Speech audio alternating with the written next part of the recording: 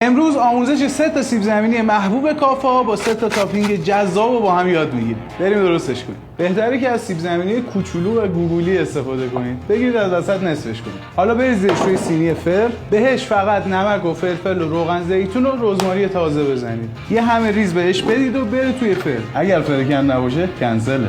یه ادویه سیب زمینی درست کنیم، هدیه من به شما. پودر سیر، پودر پیاز، پاپریکای دودی، اورگانو، خیلی کم پودر پنیر، نمک و فلفل سیاه یا قرمز.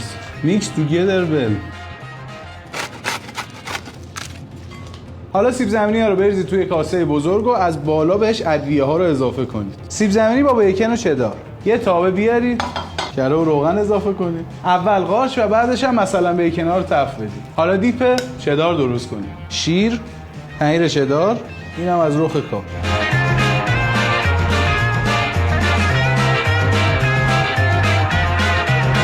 سیب زمینی با سس قارچ.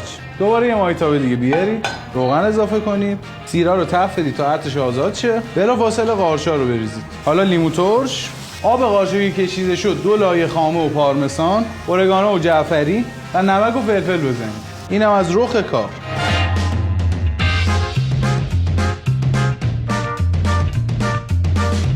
هر خونه ای نیاز به یه فر درجه 1 داره که من حتما کن رو بهتون پیشنهاد میکنم. فر کن دمای پخت یکسان، افت دمای خیلی کم و کیفیت خروجی عالی بهتون میده. پیشنهاد میکنم شما هم از فر کن استفاده کنید. سیب سوسیس، مایتابه بیارید، بهش روغن سرخ کردنی اضافه کنید. شروع کنید به سرخ کردن اول سوسیسا و بعدش هم پیاز قرمز. این هم از رخ کار آخر.